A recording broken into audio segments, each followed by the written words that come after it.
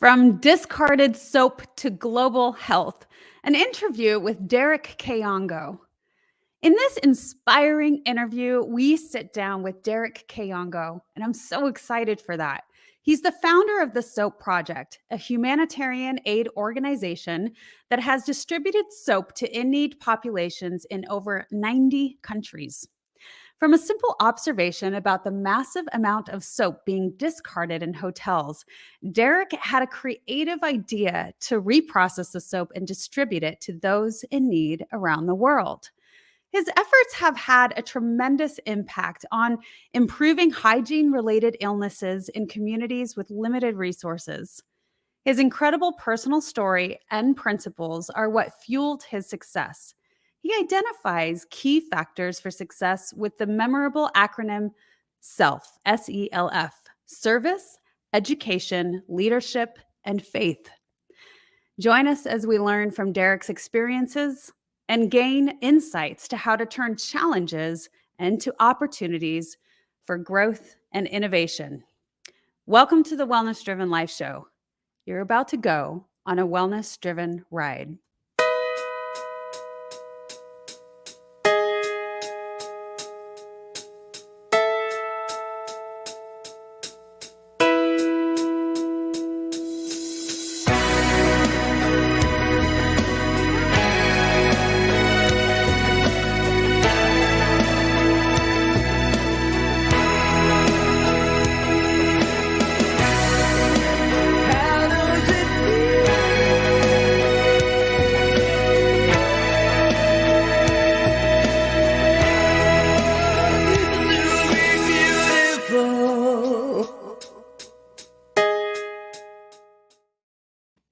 I'm very honored to introduce our guest today.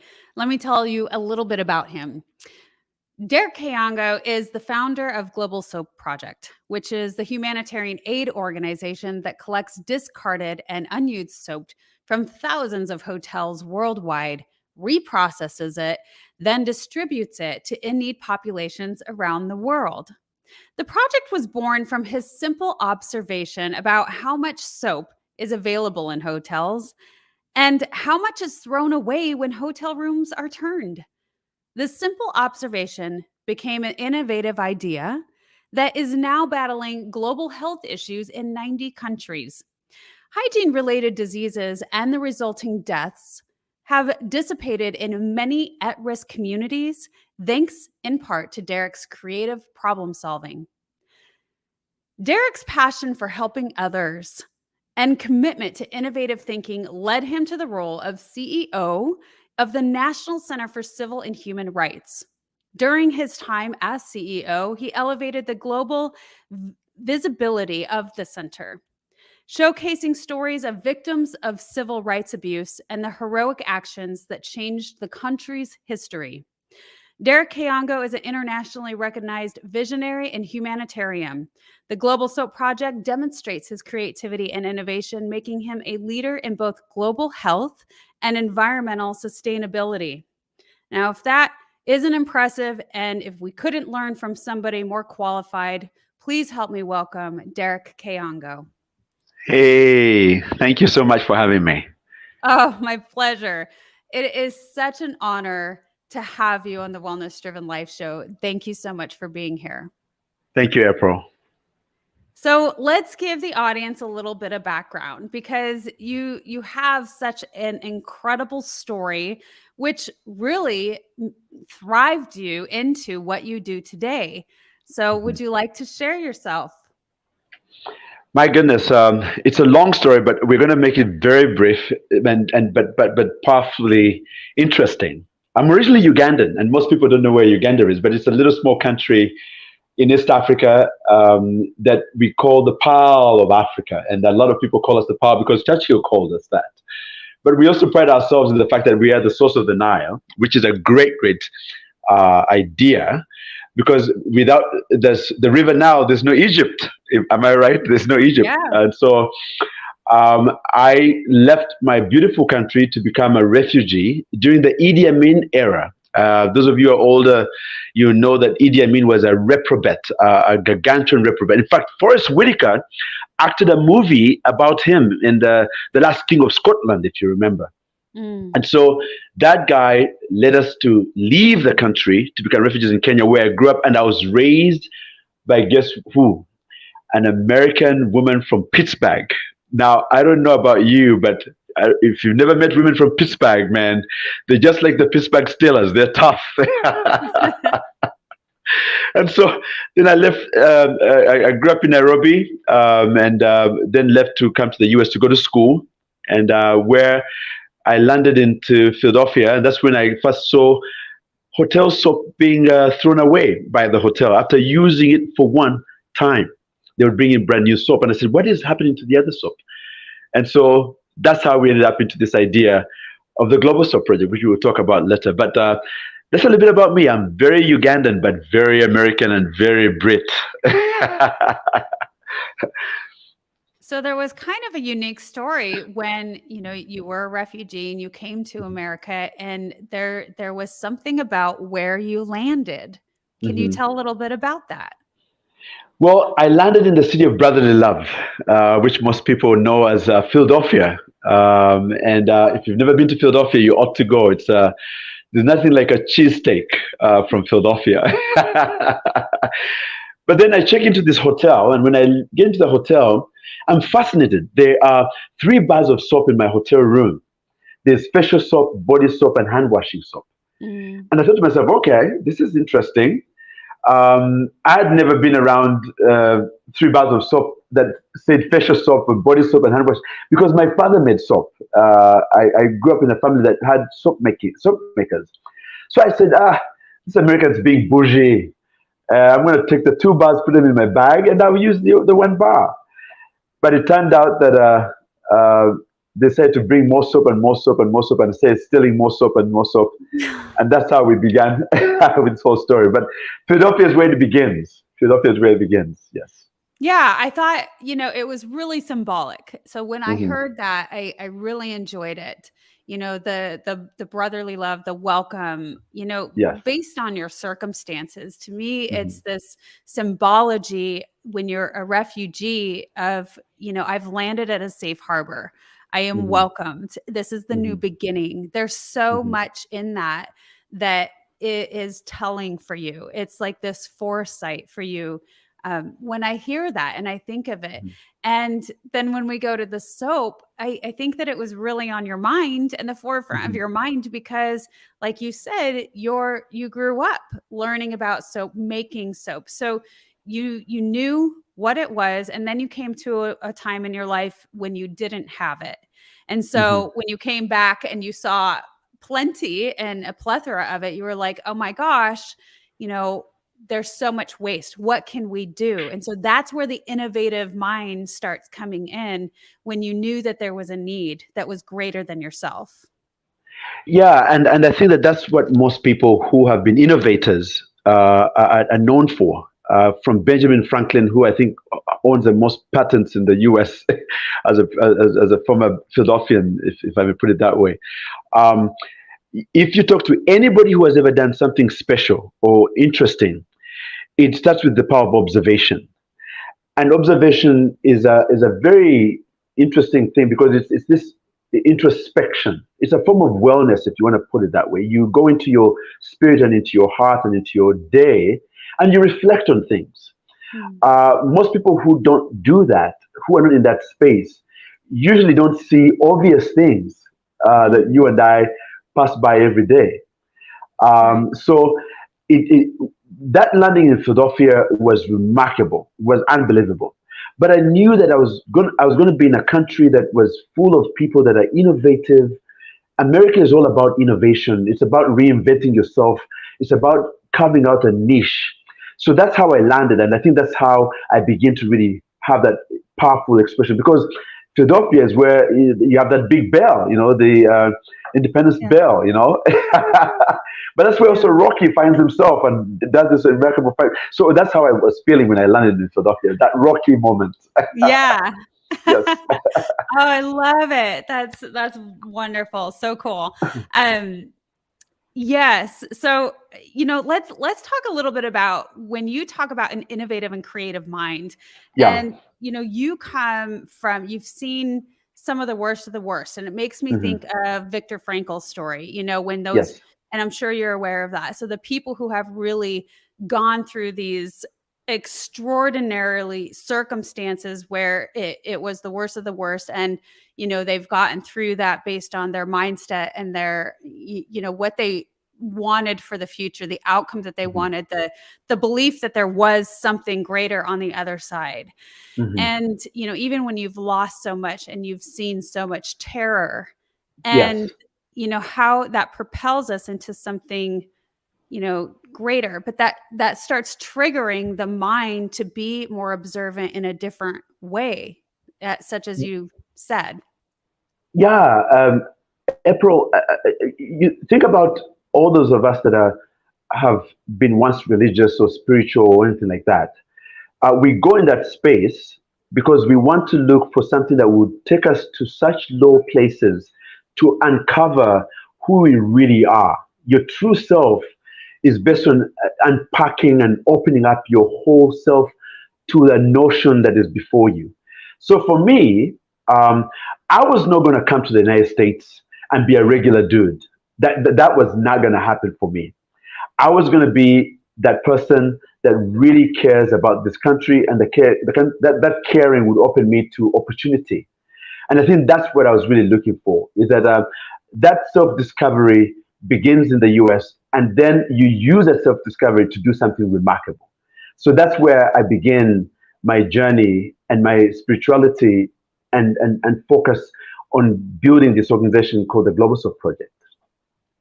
Yeah. So, what I love about something that you mentioned to me is Hmm. you've talked about surviving war as a child, Hmm. and coming out of that experience. You can do it in a couple different ways, right?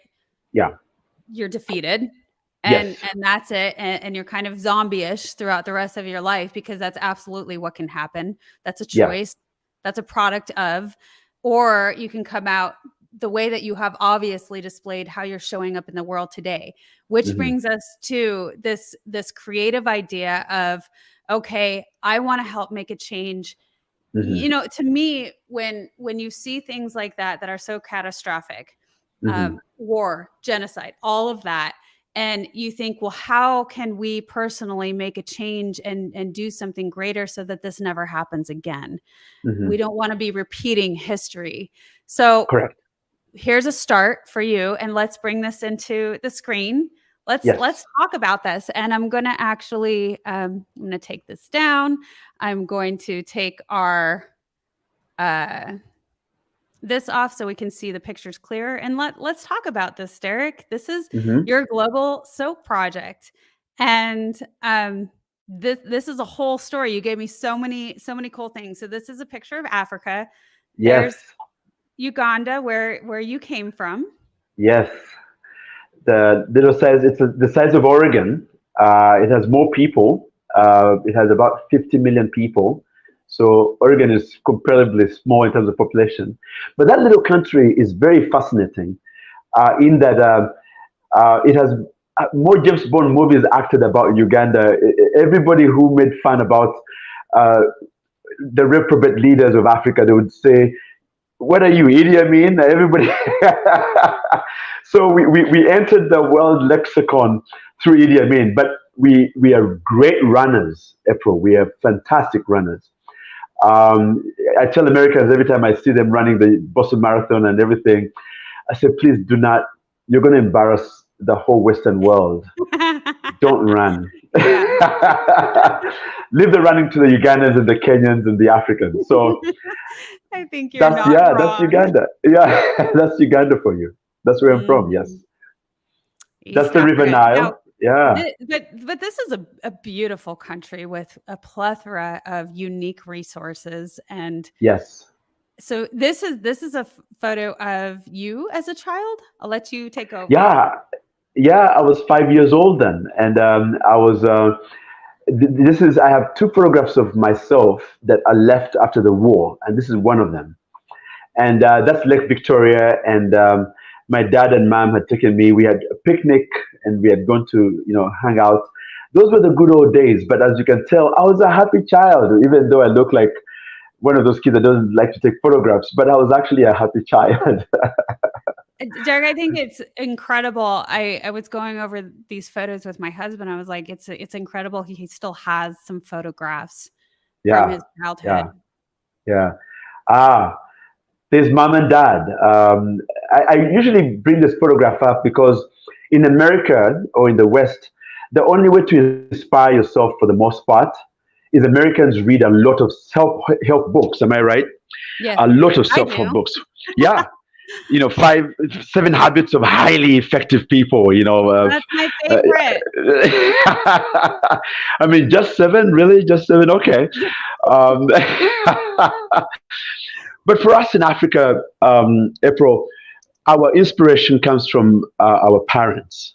Mm, And not that every child has a good parent, but if you have a good mother, April, that's one of the most lovely gifts you can ever get. mm. A good father, a father that loves you and takes care of you.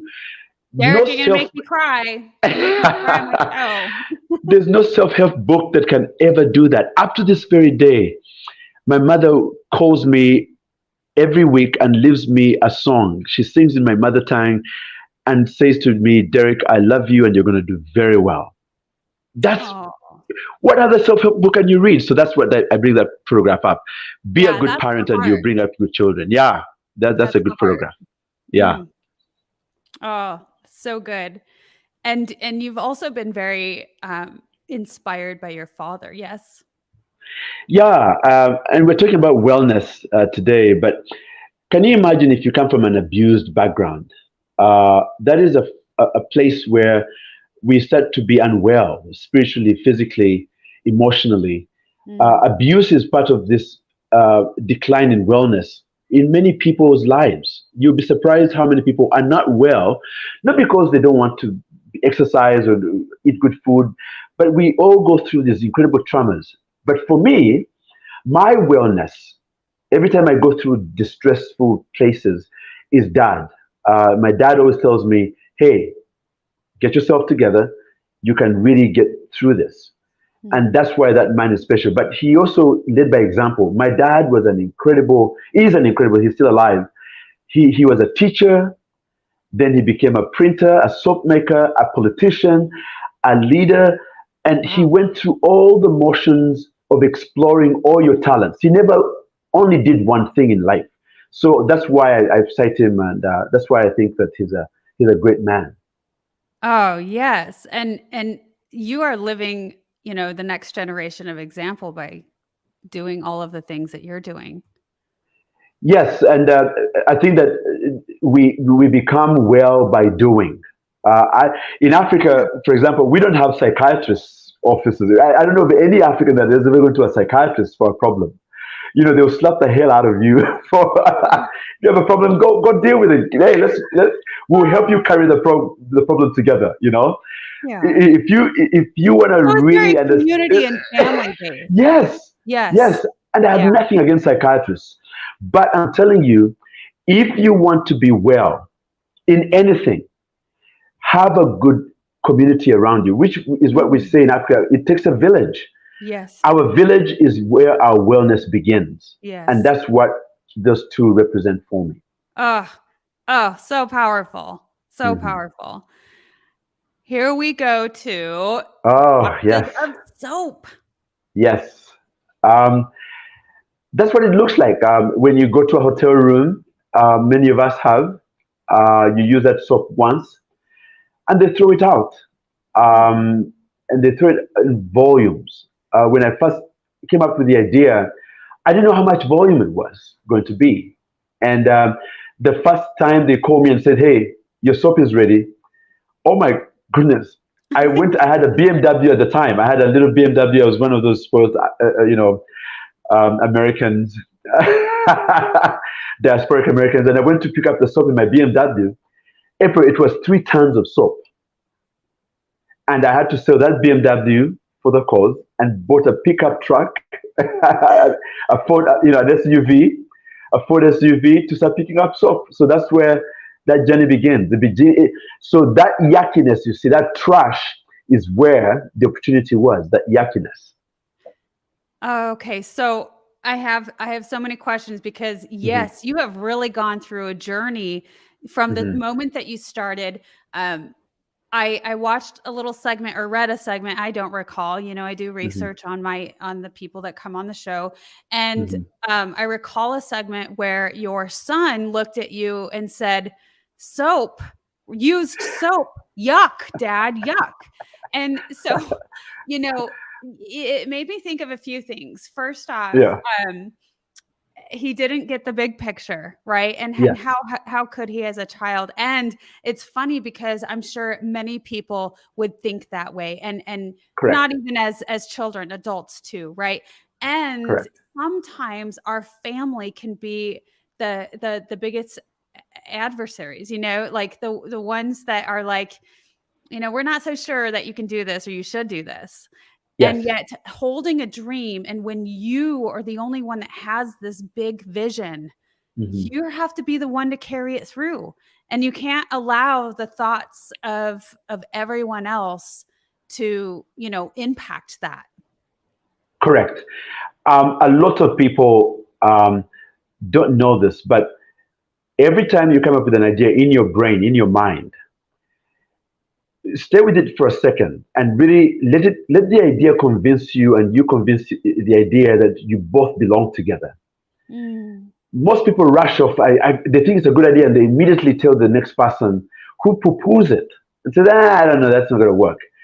And you drop the idea because you did not let the idea convince you, and for you to convince the idea that both of you belong together. And if you do that, if you convince yourself and the idea convinces you that the both of you belong together, then you will work like hell to make it happen. Everything that I know that has happened looks impossible. When John F. Kennedy says, let's go to the moon, we're going to go to the moon. Mm. I can guarantee you, April, a lot of people must have thought he's smoking something. I mean, good God. Really? Do you know what you need to go to the moon? The physics, the chemistry, the mathematics, Right. what do you need to go to the moon? A lot. But guess what? We've been there. We are now using GPS systems. We're using cell phones. We're using, why? Because that idea was convinced that it can actually happen, and it was convinced through people's minds. So there are ideas out here that are waiting for you to buy into them. And most of us don't. And that's what happens to good ideas. They fall on the west side because you are not convinced. I love that. I had a comment come through.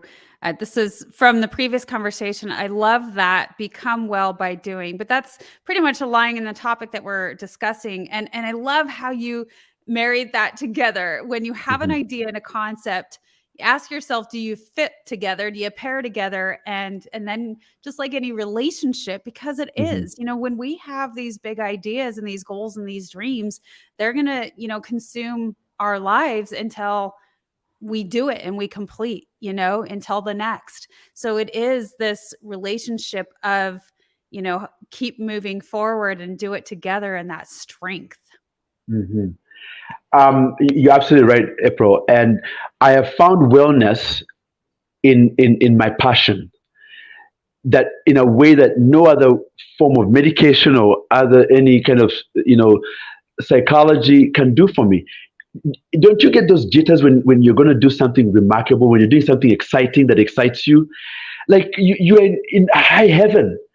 And that's Yes. why I tell my friends, if you want to be psychologically sane, go do the thing that you think is totally insane, because you won't sleep, it will wake you up, you will dream about it, you'll be so passionate. It's like a girlfriend. The first time you see your girlfriend, the girl that you love in your life, you can't sleep. I don't know about other men, but I can't sleep. If I see a beautiful woman, I just cannot sleep. I want to be with her the whole time. I want to eat with her, I want to dance with her.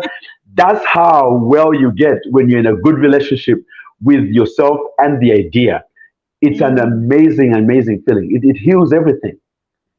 Oh man, that is such a wonderful way to put it. Hmm.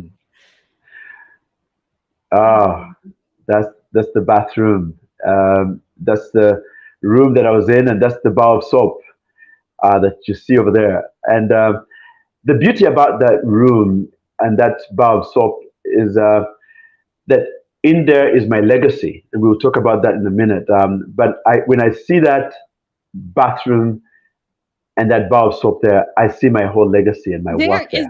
is this the bathroom where you conceptualized this idea? Is this where it was No, no, no, born? no, no, no. This a different bathroom. I wish it was. I wish I'd taken photographs then, but we didn't have cell phone technology then to Yeah, take that would have been photographs. rare. I would have been like, wow, for Yeah. you to think to take a picture at that moment. But No. Yeah. this still brings back the same idea, the same, Yes. this is why this picture indicates, the meaning behind it. Correct. Correct. It's Yeah. we all need that picture, don't we? If you Yes. don't have a picture in your mind and in your life that reminds you of how special you are, then you need to do that, because that always will take you in that place of being and doing and wellness and encouragement. That's where we have photographs. They remind us of who we love and who that particular moment. That's why I have those photographs to remind me from whence I've come. Well, and I could say a lot of things about this picture, but I'd love for you Hmm. to explain it yourself and what it means to you. But the water is life. It is Yes. cleanliness. The bathroom is where we go to clean. Oftentimes, it's where we go when we're feeling emotionally distraught. It's a kind of Hmm. a haven for many, many people. And Hmm. so, tell me what this photo means to you. Initially, it's a photograph of grief and mourning for me, because as a former refugee, I grew up with a father that made soap, and I never made any realization that soap was that of a big deal. I thought everybody had soap. I thought every human being bathed and everything was good. But when the war began, and then we had no soap, and then you start to get lice in your hair, and you start to get, skin diseases because you're not bathing, ringworm, for example. Mhm. uh, you start to realize what how powerful small things can be in your life that you don't even notice them. Yeah. And so I started to get unwell physically because of this little bar of soap. And out of that particular picture, I realized that there's about 2 million kids that die every year due to poor hygiene. 2 million. It's amazing. And some of them die because when their mothers are giving birth to them, the mothers, uh, the midwives deliver these children out of the mother's womb without washing their hands properly or without washing their hands with soap. And they leave a germ in the mother's womb that is called childbed fever. And then the child they cut the umbilical cord with a knife that is not washed, Yep. and they get infected and they die. So that's the first picture. It's a picture of grief. But then out of that comes this new picture of hope, that when we recycle that soap, we can actually afford to give that soap to these kids. And it was so important to me because that's when I get to get this idea. And with COVID coming down the pike, I felt so proud that we were doing this, because the first guard and the first defense against COVID is washing your hands Yeah. with soap. Yeah, So was it, then there's hope in that. Florence Nightingale, is that correct, that first, brought that concept to light? Yes, I'm not sure. absolutely. Yeah, Yeah. yeah. So that's what I have is a figure of hope. So out of distress comes this idea of hope. But in between those two bookends is Derreck in the middle of that. So in other words, that bar of soap would have never changed into something of hope if Derreck never understood the power of that moment and never took it as a burden to carry and to solve. Yeah. Oh, that picture does say a lot. Hmm. Does say a lot. Hmm. So here, you tell me about this picture. Well, then the work begins. Yeah, Yeah. we were trying to figure out how do you kill the germs on the soap, because that's where the yak factor, we'll talk about that in a minute, comes Yep. in. Where do and the first initial thought was that I had to understand what the chemistry of soap. Yeah, Yes. soap is a chemical, and very few germs actually enjoy being on soap. Because it's a chemical. They don't like it very much. But this is a peeling process. So you peel the first layer off, which is what you and I used when we were in the hotel, to get into the inside layer, which by that time you've 80% cleaned the soap once you peel off that layer. And that's what we were doing here. At one point, I owned the largest number of potato peelers in the whole world because everybody who came to the factory had to come with a potato peeler and help us clean. So this was the first experiment we did before we got into the much more advanced way of cleaning the soap. Yeah. So you went from, okay, this hotel said that I could have some soap. They're giving me the leftover soap. I'm filling up my car, which isn't big enough, to now I have to have a space and a place to, I want to say harvest the soap, but to revamp it, right? To use what can be used. Correct. And volunteers that can help me accomplish this goal. So where did you do this? Was this in the United States? And then, so where did you do this? And then where did it go to? This was in Atlanta. That's the first place we had our first factory. And there was a gentleman, because the way I've done all my legacy work is through friendship. Most people do their legacy work through other ways. They have a lot of money to start, they have a lot of investors and that kind of thing. I did not. I actually cashed in my 401k and used my money to buy the first machine to recycle the soap. That investment is why those people are there. People will always come and share with you your goal and your work if you really are genuine and organically bought in. People don't like fakeness. And I wanted this to start off mechanically in a very organistic way, if there's such a word. And these are office people that use this as a team building exercise. And so we make this soap. And then for them to know that that exercise is going to actually save a life of a child in Malawi or in Zambia or in Haiti, that's where they connect into my wellness. So they're getting well spiritually and physically and emotionally because they know they're giving back. So that is the kind of ripple effect of wellness. If you are well, April, a lot of people around you are going to be well too. That's the beauty about this particular process. So the soap is going to Malawi and Zambia. And I want to go over that part a little bit. Okay, so this is where we go into the yuck factor. A lot of people don't know this, but can we all agree that all of us have that thinking, recycled soap, yuck factor? Who's going to use that? I'm not going to touch that. And Americans are so bougie, man. You guys are so bougie, man. Actually, Derek, I have a lot of questions, and honestly, respectfully, I do not know a whole lot about soap. However, I always thought, well, soap is soap, and you just use it. I mean, I still use bar soap. I use both, but like more than one person uses it, and because it's soap, like it cleans and kills the bacteria. Yeah. So, what does it matter? And does it matter? Are germs still transferred? I mean, you must know a lot about that, like you're describing now. So how do you manage that? And again, don't know a lot about soap. Is there some sort of processing where, you're heating it up enough to kill those excess germs that are potentially there? Yeah, so actually it wasn't really heating, because if you heat the soap up or if you boil it, as most people think we boiled it, not efficient. That's not an effective way to actually clean it. Okay. Because it's first of all, it's expensive. The utility that you need to clean the soap by washing it or boiling it, that bill will be through the roof. Well, and it may change the chemistry of it. And yeah, that makes sense. So you don't want to do that. So what I did, which is part of the innovation here, I had to think of how do you kill the germs on the soap without altering the chemistry of the soap. Am I right?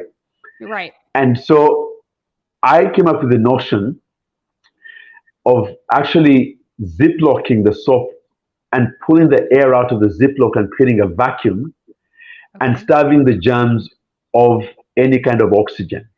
Okay. And you have just already killed 98% of those germs. Boom, by that process alone.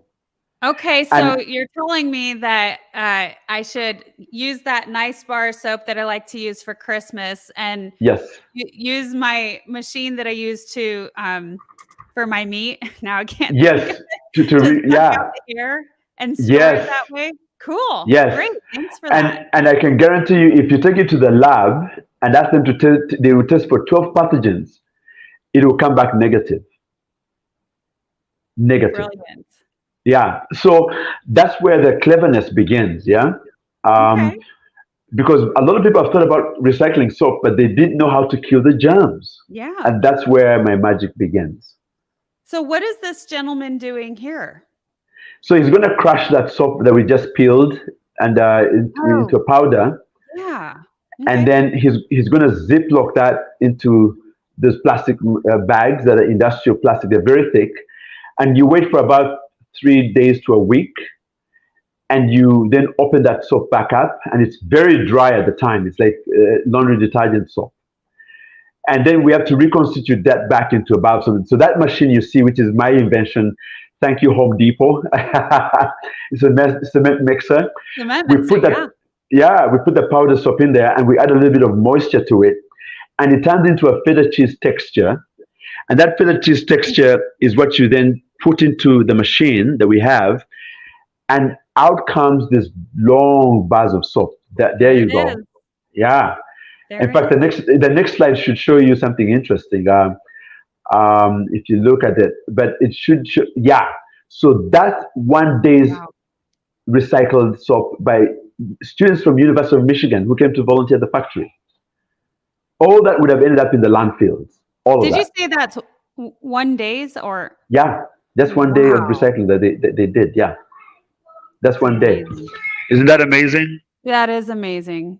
So Yeah, now, Derek, you've had to partner with many people to really make this dream come true. I'm yeah, curious, because now you're pushing it out to places in need, and I would assume, your home country, Africa, and there's so many other places. But what world organizations? I know you're involved in a few, but is that kind of where you started making your connections and the resources? And then how did you get there? Did you connect with FedEx, I'm sure it would be, major flight, but how did you do this? yeah. And so it's not enough to do the recycling part and do the clever work, but then you have to look at all the supply chain and all the distribution chains and all that stuff. And I'll tell you something very interesting. I thought about the cost of how much it would cost us to deliver that bar of soap. If we take it, let's say, to Uganda, how much is that going to cost us? Yeah. Um, and Is it then, going to make sense, by the yes, time you're said and done? is it going to make sense for the time it's done? And it was not making sense at all. It wasn't. And I said to them, I said, what do we do? So the second factory was in Vegas, yeah? That's where we built the second factory. That's a And good what place to find soap from hotels. Yes, I tell you what, yes. The brilliant. largest number of hotel rooms in the whole world is in Vegas. Well, now it's Macau, I guess. The Chinese have beaten us again. But every Vegas is landlocked, am I right? Yeah. So everything that comes into Vegas, okay, comes full in terms of the lorries that come there, the trucks. But when they leave empty because Vegas doesn't make anything. So I Right. went to all those transporters and I said to them, look, if you were to ship something back to LA, to the coastline, how Yeah. much would you charge me for it? Because in accounting, even though the truck is empty, that space still has a what? A cost and a price mathematically. So they said, oh, it would cost you $3,000. I said, okay, if you were to donate that space to me, I could write you a letter as a nonprofit and say that you donated $3,000 to me. And that way, you can write that off your books. It was a win-win for the transporters and for Global Soap Project. There, you And by truly are that, a brilliant, brilliant mind. I love that, and yeah, I think through my research a little bit, and correct me if I'm wrong, but you definitely help businesses have that, that innovative thinking and twist to help structure some of these incredible ideas. That truly is brilliant. And it worked. It did. It did. I got $1 million in donated transportation cost. Wow. So I never spent a single dime on transportation. I love that. Yeah. So smart to use that. And I think eventually I could have come up with that thought eventually. But that's great. Look at all of Yeah. these boxes. So continuing from there, now we have the product, on the coast, on the West Coast. Now what? It's ready to ship. We've just packed a 20-foot container that has about 1 million bars of soap in it. Each one of those boxes has about 130 bars of soap, which if you give to a family of 4, would last them for a whole year. Mm-hmm. And that is important in healthcare, because then you are not only just giving them a bar of soap for one day or for 1 week, it's for a whole year, and that really can have an impact on their health and wellness. So you are able then to teach cleanliness because they have the product for the whole year, and it becomes a habit. And once the cleanliness becomes a habit, you're in business. Yes. So, and you wouldn't really think about that, but you talked about that a little bit when you went back. You once had, soap, and you never thought you thought that everybody would always have soap, and then you had moments where you had to live without it, and you're Correct. seeing the effects of that. And so we don't think often about how that would be for anyone, because it's not in our day-to-day lives, or that people don't have it as a habit because it's not their day-to-day lives. But just the effect that it has and what it does. I love this picture. There's your soap. This is your dream. I also wanted to bring in this comment. Hillary said, God didn't give others the dream. It was given to you, and we must protect it. Absolutely. That was very nicely said. I traveled to Africa. It was South Africa. However, when I was 18, I was young. Mm-hmm. And one of the most, it was really a profound experience for me, because I grew up here in the United States. Mm-hmm. And so I didn't see yet other parts of the world and what it was like. But Mm-hmm. one of the things that I remembered, you talked a little bit about what it's like, how infants die because, right after being born, they're not handled properly. They're exposed Correct. to so much. And because it's not handled properly, there's no, cleansing. And one of the things that I witnessed was a woman that was going into labor, and they were carting her and pushing her on what I would consider like a lunch cart that we use here. And I was blown away. And then they didn't use gloves. Yeah. And I had never seen that before. I was like, why? And so, there's absolutely the need in other places, in so many other places. And so what Correct. you've done is incredible. I love it.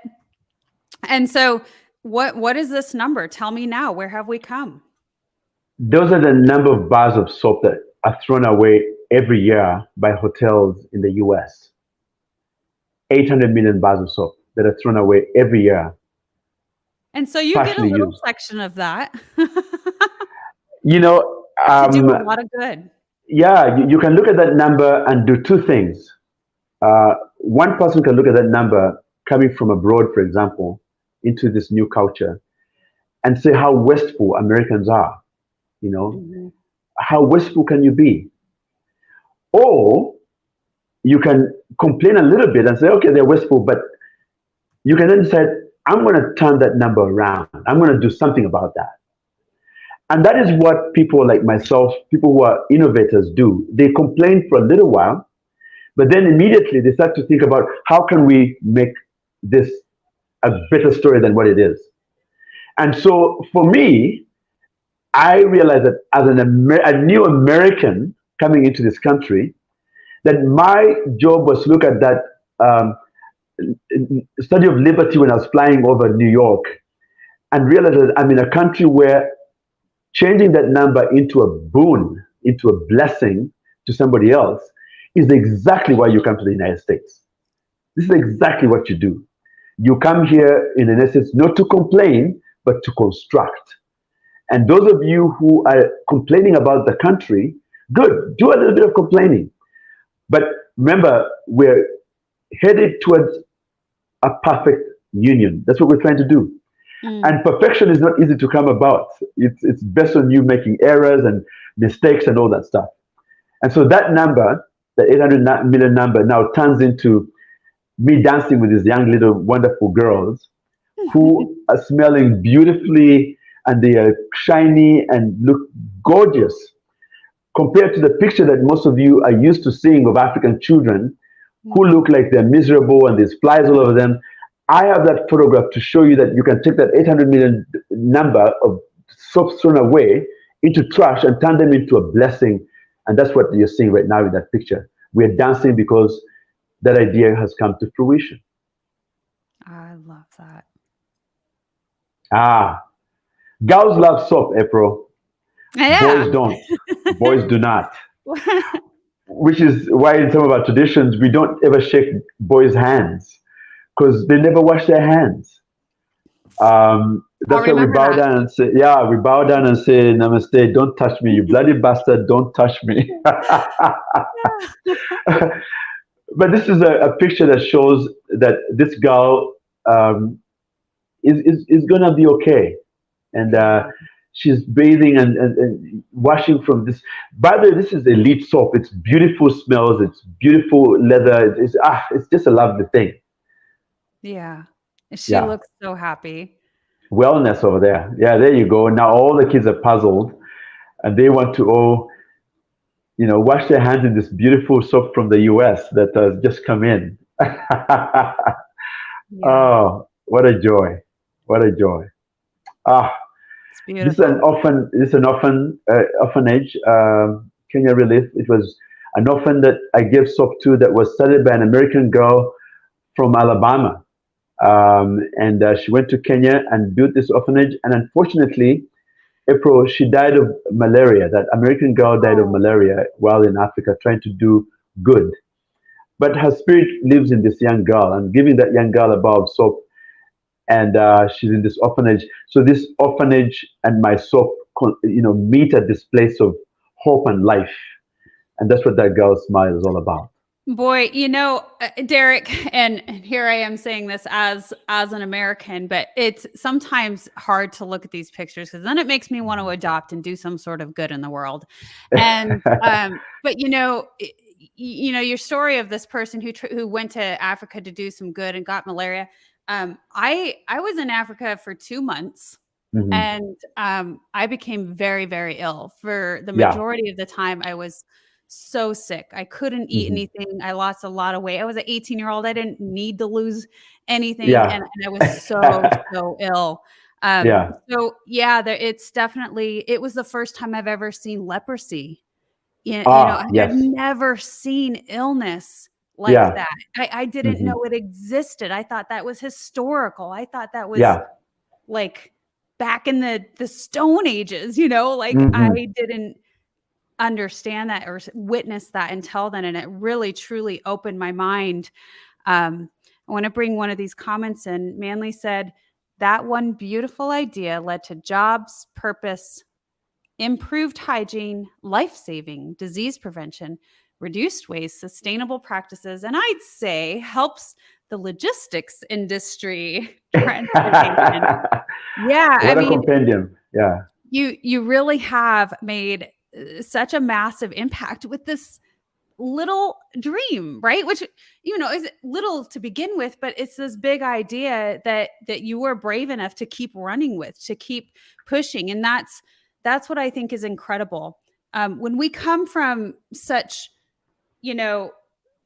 different areas and we see different things and we experience different things, just like my experience in Africa. And when I came back to the States, I realized this is where dreams are made. This is the land of opportunity. And I say to myself, I think every high schooler in America should go visit a third world country to have that understanding and that realization that there is so much opportunity here, Yeah. and bring it to light for good. I mean, look at this. There's so Mm. much good that we can do.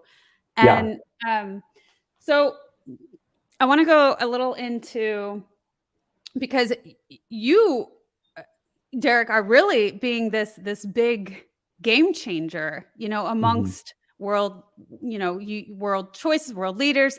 You've talked a little bit about the few people that have those responsibilities, those Correct. stances. In order to make the real big changes, the real world changes that need to happen. And Hmm. you've talked a little bit about what's called the factors of production, right? Yes. Yes. And that goes into land, which is our resources, Hmm. technology, Hmm. capital, that's the Hmm. funding, the finances, Hmm. and then lever. Labor. And Yes. how you talk about lever, let's go into that. Hmm. Here, I'll go back to this until we go in there. But let's talk about that. What does lever mean? Because on an individual Hmm. level, that's what it means, right? Is that what we do ourselves can Hmm. really have the biggest impact. Yeah. Of all the four factors of production, which is a principle I borrowed from economics, one of those four is smarter than the other three, and it's labor, which is you and me. Capital cannot do anything without human engagement. Land cannot do anything without being tilled by human beings into a commercial production. Technology can never happen without us inventing the technology. Yeah. Now we're talking about AI and how Mhm. smart AI is going to be. But what labor can also do is it can also, if misused and misinterpreted, can also destroy those three other factors of production.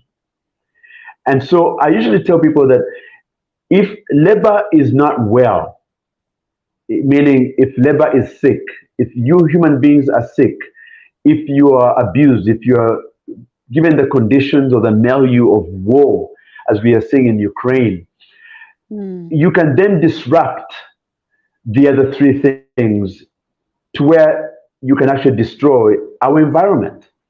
And Yes. so we always have to first take care of us as human beings. Our wellness is so key in the proper exploitation of the other three factors of production. So education is part of wellness. And that education on how you use the other factors of production properly makes you a wealthy and well human being.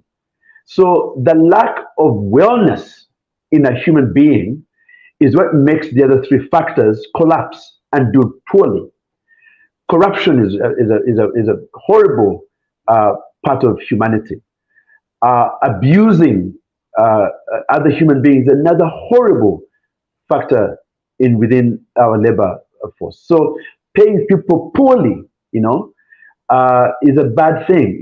If women are not paid the same amount of salary that men are paid, and they do the same amount of work, that is a form of abuse that makes the woman unwell, and the woman is unwell there, meaning that she can't afford to buy at a certain level that men can afford. That means that her home won't afford all the things that the other people can afford. So those are signs of abusing labor, and that's why I talk about labor as the most important factor of production, because it's the smartest, and if abused, it can be very bad for the other three factors of production. Right, and it really is this chain reaction, isn't it? Correct. You know, all of these little things and how they make such a huge impact on how we show up and how we, perform in the world. And if we're not okay with ourselves, then we're not going to be okay anywhere else. So, Yes. Derreck, you talk a lot about migration, because this is Mhm. this is where you've come from, and how to make bigger impacts. You know. And so you've talked a little bit about the future of America beyond 2045. Can you Correct. explain a little bit about that? With the health of America, Mhm. politically, socially, economically, through the eyes of the new migration. Mhm. Well, we have to first remember an African proverb that I came up with to give to my son. And the proverb of the riddle goes something like this: "Why is the ocean so wise?" And I don't know what people think, but most people think it's because it's wise because it's deep or it's big and that kind of thing. But that's not why the ocean is wise. The ocean is wise because it's fed by many, many rivers. And each of those rivers, if you notice, April, flows from in the hinterland and carries with it a journey. And that journey is that if it's, let's say, the Mississippi River, it goes through that whole area before it pours into the ocean. And that journey comes with a lot of stories. And when the river gets to the ocean doesn't say, "Oh, I don't want your story. You went through Mississippi and you went through New Orleans, wherever you came from. Dirty. You're dirty." No, the ocean says, "Come on, let's tell me your story." And you bring in all that data, and the ocean takes that data, that horrible story, and it becomes part of its what? Learning. But it also gets good rivers that have beautiful stories, like the River Nile. Yeah, as it pours into its own ocean, it's pouring in all this Egyptology and this African wisdom. And that's what America should be, and that's what America is. The reason why America is so successful, April, this country is less than what? 350 years old. Yeah. And look at what it is now. It is the smartest country, literally, almost. Okay? Because in those 350 years, they've been able to take stories from England, from Africa, from Russia. Everybody in New York City is from somewhere else. There's 92 languages spoken in New York City alone. That is a form of wisdom. America is an ocean that is wisdom driven. And if we stop that immigration, that migration of new rivers coming in to pour into our wisdom, we will stop being wise. And we will stop being a place where new ideas are birthed every year. So what I see in us is hope for the rest of the whole world. That even though we have these tough conversations, we are actually having these tough conversations, and we've always had these tough conversations. We shouldn't fear these tough conversations because that's what makes us smart. We are one country that will never shy away from having a tough conversation. So America, do not stop having tough conversations. If it's the LGBT conversation, let's have it. If it's the transgender conversation, let's have that conversation. Because we've had the civil rights conversation, we've had the women's suffrage conversation, we've had the independence, we've had every conversation you can think of. Some countries have never had some of these conversations. That's what makes us smart. So as long as we do that, by 2024, 2050, we'll still be the greatest country in the world. I love that. And it makes me think and go back to, your childhood and that sense of community. And, instead of hiding from your problems and the issues and seeing a shrink or whatever it is you need to do, right? It's utilize what you have, your family, your community. And to me, this is the same thing. It's all coming together. It's this big blended family. It's correct. Utilizing each other to bounce ideas off, to collaborate. And that really is a beautiful, there's so many African proverbs that I just love and adore. And if you'd like, we can finish this up. So are these pin marks all of the places that you have distributed the soap? Yes, that's the incredible. That's the legacy right there. That's how powerful the idea was. 92 countries around the world is an amazing achievement. Yes, that is. So here's this, and if we have a little bit of time, but this is your acronym that you came up with, which I just love. Tell a little bit about it. That everything begins with you. Don't start to ask other people to do your work. You've got to do your work. Everything begins with you. But to begin, you've got to be a servant. Learn how to serve. If you learn how to serve, you learn how to be educated about people's needs. An educated servant is a great leader. And a great leader is a man or woman who has faith, not just spiritual faith, but also who has faith in others and has faith in themselves. That will bring you to a place of confidence, a place of awareness, and of love. Everything begins with self, you. Oh, that's beautiful. And couldn't have said it better myself. I love that you came up with this. It just makes perfect sense. And I really like Yeah. this too. Don't seek perfection, seek Hmm. balance, Hmm. seek consistency, seek justice, seek passion, seek a cause for humanity, and your life shall have meaning. Amen. Amen. All right. Cool. All I right. want to let everybody know how to contact you. Your social media is at Derreck Kayongo. So Yes. everybody know this. And also it's going to be in the description below, along with a couple of website links. But really, if you want to find Derreck, honestly, all you have to do is type his name in the search engine bar, and you're going to find all of the amazingness that he is creating in the world. Hmm. So, Derreck, it has been more than a pleasure to have you on the Wellness Driven Life Show. Is there Hmm. anything else you'd like to share with the audience today? My thing is that I wish that everybody spends some time to be well. Discover yourself means that you discover yourself not just once, but continuously. There's so many sides to you that you have never explored. But the way to get to know you better is by taking on amazing work that seems impossible, but actually ends up being doable. Mm, Everything is possible if you're well spiritually, physically, and intelligently. Your intellect, your spirituality, your physicality, your emotion has to come from you taking on remarkable things that you're passionate about. So stay the course, be well. Be well. And write down the self acronym and put it on a sticky note and stick it on your mirror, because Yes. it's a good reminder.